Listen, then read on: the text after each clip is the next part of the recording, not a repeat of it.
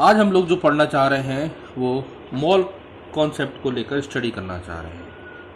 मोल को समझने के लिए अगर हम देखें तो कि मास किसी ऑब्जेक्ट का ग्राम में अगर एक्सप्रेस किया जाए अपॉन उसका मॉलिक्यूलर मास या मॉलिक्यूलर वेट, चूँकि ये भी ग्राम में एक्सप्रेस किया जाए और ये भी ग्राम में एक्सप्रेस किया जाए, इसलिए मोल को ये देखा कि ये भी ग्राम में ये भी ग्राम में, इसलिए जनरली मोल को यूनिट शुरू में नहीं दी गई।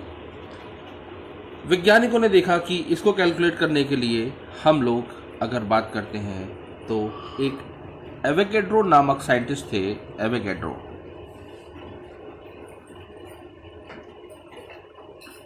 जिन्होंने ये कहा कि कोई भी जो मोल है, मोल का मतलब क्वांटिटी जो है वो हमेशा 6.022 इंटू 10⁻23 एटम या मॉलिक्यूल कंटेन करती है।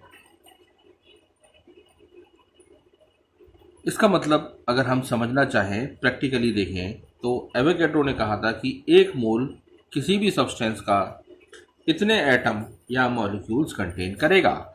जैसे अगर हम लोग बात करें 1 मोल ऑफ कार्बन, तो 1 मोल ऑफ कार्बन में ये क्या है, एटम, कितने एटम मौजूद होंगे, वो होंगे 6.02 इंटू 10⁻23 एटम। लेकिन अगर हम यहीं पर 1 मोल ऑफ O2 की बात करें तो इसमें भी इतने ही, चूंकि ये मॉलिक्यूल है इसलिए इतने ही इसमें मॉलिक्यूल मौजूद होंगे। यानी सरल शब्दों में कहें तो मोल जो था केवल एक नंबर को रिप्रेजेंट करने के लिए हम लोग यूज़ कर रहे थे। मोल का मतलब था कि एक निश्चित मात्रा में क्वांटिटीज़ एटम या मॉलिक्यूल्स की, और उन्हें हम लोग इससे सिग्निफाई कर रहे थे। इसकी जब शुरुआत की बात करें तो अगर हम लोग बात करते हैं मोल की, तो मोल शब्द का बेसिकली जो मीनिंग होता है वो होता है गुच्छा, यानी हीप। हीप किस चीज़ का हीप? हीप ऑफ एटम या फिर मॉलिक्यूल्स। ये हम लोग मोल्स को डिफाइन करते हैं। छोटी क्लासों में अगर हम लोग बात करते हैं तो इसको बहुत ही सिंपल सा तरीका है मोल को डिफाइन करने का। जैसे एग्जाम्पल के लिए हम लोग देखते हैं 52 ग्राम ऑफ हीलियम, तो इसमें हमें क्या निकालने हैं, नंबर ऑफ मोल्स। तो नंबर ऑफ मोल्स कितने होंगे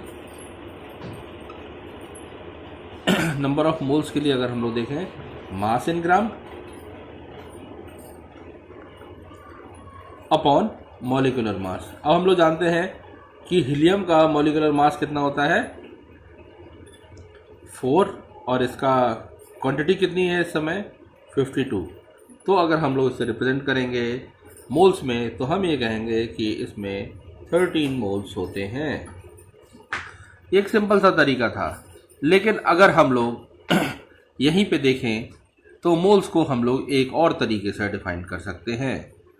मोल्स, एक और formula, moles is equal to number of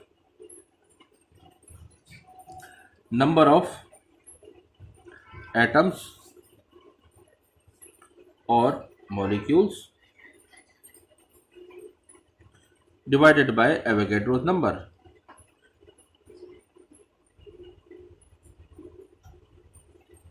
और एवोगैड्रो नंबर से जब हम इसको डिफाइन कर सकते हैं।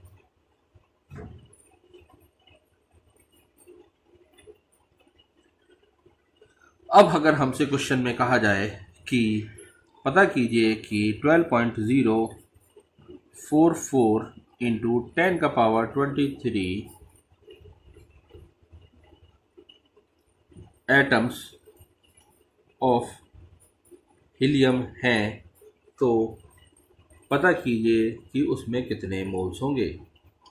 तो नंबर ऑफ मोल्स पता करने के लिए हम लोग क्या करेंगे, जैसा कि हम यहाँ पे देख रहे हैं फॉर्मूले में, नंबर ऑफ मोल्स कितने दिए हुए हम लोग, मॉलिक्यूल्स कितने दिए हुए हैं, एटम इतने दिए हुए हैं divided by Avogadro number.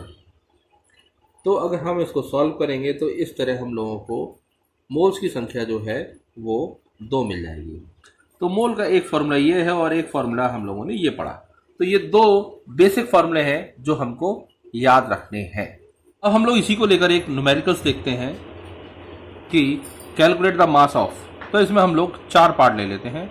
First part में उन्होंने हमसे कहा 0.5 मोल ऑफ N2। N2 मतलब नाइट्रोजन गैस। अगर हम लोग इसमें मास कैलकुलेट करना चाहते हैं तो फॉर्मूला तो वही हमारा लगेगा, mole is equal to mass upon molecular mass. तो मास अगर हम लोग निकालें तो ये हो गया number of moles into molecular wait. चूंकि नाइट्रोजन है, मोल्स तो हमको पहले से दे रखे हैं, और चूंकि नाइट्रोजन गैस है N2 तो इसका मॉलिक्यूलर वेट हो जाएगा, नाइट्रोजन 14 होता है, 2 है तो 14 इंटू 2 28।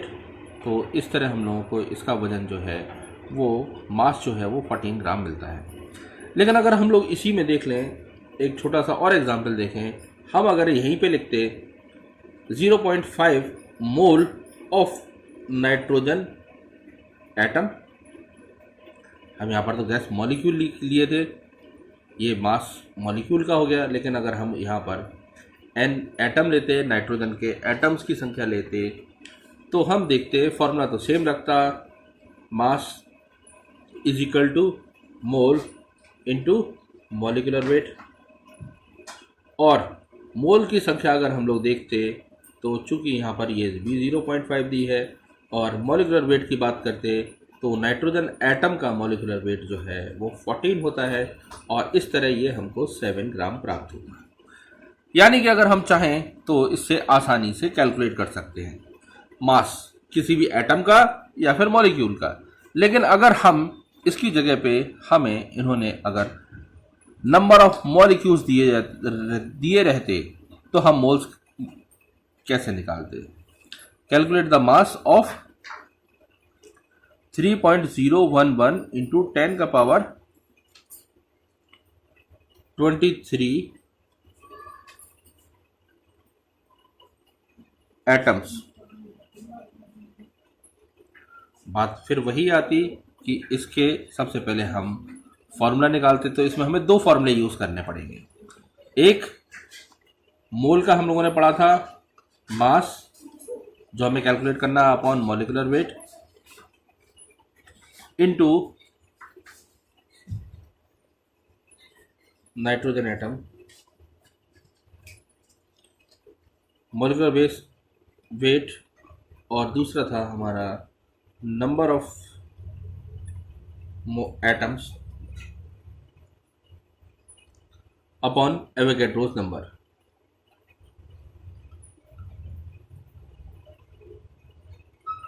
अगर हम यहाँ पर देखते तो ये तो मास हमें कैलकुलेट करना है, नंबर ऑफ एटम्स हमें दे ही रखे हैं 0.311 इंटू 10 का पावर 23। एवोगैड्रो नंबर अगर हम देखें तो ये 6.022 इंटू 10 का पावर 23, और ये मॉलिक्यूलर वेट की बात करें तो ये चूंकि नाइट्रोजन एटम है तो इसकी जो मॉलिक्यूलर वेट होगा वो 14 होगा, और इस तरह सॉल्व करने पर ये हमें 7 ग्राम प्राप्त होगा। ये कैंसिल हो जाएगा, 1 जा 2 जा 1 जा 7 जा, तो ये हमें 7 ग्राम प्राप्त हो गया। लेकिन अगर हम यहीं पर अगर नंबर ऑफ मोल्स जो लेते वो 6.022 इंटू 10 का पावर 23 लेते मॉलिक्यूल्स, तो उस स्थिति में हमने कंपाउंड माना N2 एटम्स, तो हम ये देखते कि हम अगर इनको कैलकुलेट करना चाहते तो उस स्थिति में फॉर्मूला हमारा सेम यही, कॉन्सेप्ट यही। तो ये हमारा जो वैल्यू देता ये इन दोनों को डिवाइड करने पर, यानी मोल्स कितने मिलते हैं हमको 6.022 इंटू 10 का power 23 upon Avogadro number into molecular mass. तो मॉलिक्यूलर मास नाइट्रोजन का कितना होगा 28 बन जा, तो नंबर ऑफ मोल्स आ गए, तो इसका वजन यहाँ पर 28 ग्राम हो गया। तो हम यहाँ पर मास इनका कैलकुलेट कर सकते हैं। अब इसी तरह का एक न्यूमेरिकल और देखते हैं, और वो न्यूमेरिकल है calculate the number of aluminium ions या फिर ऑक्साइड आयंस इन क्वांटिटी हमको दे रखी है और एल्यूमिनियम ऑक्साइड में कैलकुलेट करना है। तो एल्यूमिनियम ऑक्साइड में कैलकुलेट करने के लिए हम लोग देखते हैं एल्यूमिनियम ऑक्साइड का फॉर्मूला। एल्यूमिनियम ऑक्साइड का फॉर्मूला है Al2O3। हमें ये मालूम है, तो सबसे पहले हम लोग क्या करेंगे, इसमें नंबर ऑफ मोल्स कैलकुलेट करेंगे। नंबर ऑफ मोल्स कैलकुलेट करने के लिए हमारे पास 0.051 ग्राम यानी मास इन ग्राम अपॉन मॉलिक्यूलर मास। तो अगर हम Al2O3 का मास कैलकुलेट करेंगे तो ये आएगा 27 × 2 + 16 × 3, जो कि हमें 102 मिलेगा। तो हम इसे 102 से मल्टीप्लाई कर देंगे। अब उन्होंने हमसे कहा ये तो आपने 102 कर लिया मल्टीप्लाई, तो इससे नंबर ऑफ मोल्स निकल आएंगे, लेकिन हमें तो नंबर ऑफ एल्यूमिनियम आयंस निकालना है। आयंस की संख्या निकालने के लिए, एल्यूमिनियम आयंस निकालने के लिए, Al आयंस निकालने के लिए हमें number of moles into Avogadro's number into 2 क्यों? क्योंकि यहाँ पर ये जो है ये 2 दे रहा है। तो हमारे पास जो है नंबर ऑफ मोल्स तो ये निकल आए, चूँकि इसमें 2 हैं, एल्यूमिनियम Al2 है, इसलिए हम इसमें बाकी का फिर हम इसे एवोगैड्रो नंबर से मल्टीप्लाई कर देंगे। तो हम ये देखते हैं कि पॉइंट हटाया तो ये 1000 आ गया। 51 × 2 102 होता है, 102 को 102 से डिवाइड किया 1 आ गया, इंटू एवोगैड्रोस नंबर, ये 1000 से डिवाइड हुआ। तो हमें एल्यूमिनियम के जो आयंस मिले वो मिले 10⁻20 आयंस। अब अगर हम इसी में बात करते ऑक्साइड आयन की, तो ऑक्साइड आयन के लिए सेम कॉन्सेप्ट लगेगा, और सेम कॉन्सेप्ट से हम लोग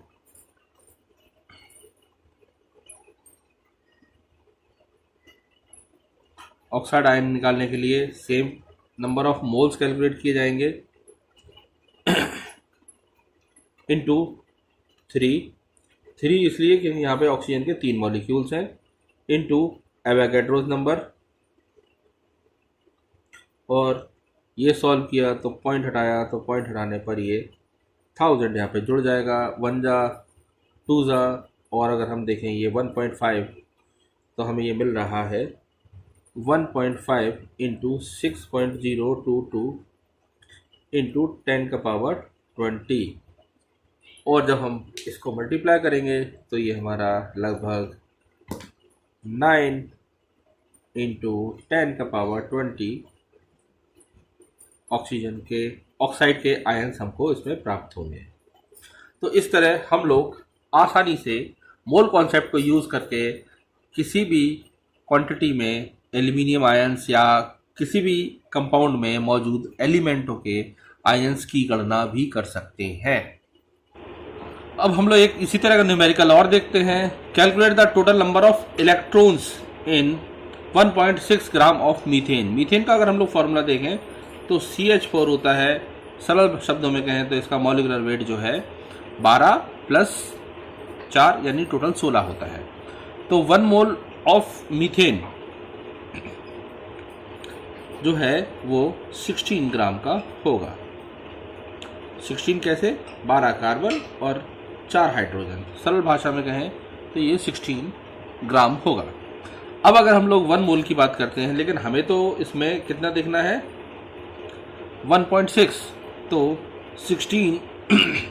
1.6 ग्राम में अगर हम मोल की मात्रा पता करते हैं तो 1.6/16 यानी 0.1 मोल। अगर 1 मोल में हम लोग बात करते हैं तो कितने मॉलिक्यूल्स होते हैं 6.022 × 10⁻23, तो 1.6 ग्राम मीथेन में होंगे 6.022 इंटू 10 का पावर 22 मॉलिक्यूल्स। अगर हम लोग मॉलिक्यूल की बात करें तो एक मीथेन के मॉलिक्यूल में यानी 1 मॉलिक्यूल में अगर हम लोग देखें तो टोटल कार्बन के पास 6 electron of carbon plus hydrogen 4 हैं, तो 1 इंटू 4 इलेक्ट्रॉन। इस तरह टोटल एक मीथेन मॉलिक्यूल के पास 10 इलेक्ट्रॉन मौजूद है। अब अगर हम लोग बात करते हैं कि 6.02 यानी इतने मॉलिक्यूल के पास, एक मॉलिक्यूल के पास कितने इलेक्ट्रॉन है, इतने, तो 6.022 इंटू 10 का पावर 22 मॉलिक्यूल्स के पास कितने होंगे। सिंपल, हम इन दोनों को मल्टीप्लाई कर देंगे तो 6.022 इंटू 10 का पावर 22 मॉलिक्यूल्स के पास कितने होंगे, 10 इंटू 6.022 इंटू 10 का पावर 22। और सरल शब्दों में कहें तो ये एवोगैड्रो के नंबर के बराबर इलेक्ट्रॉन्स कंटेन करेगा।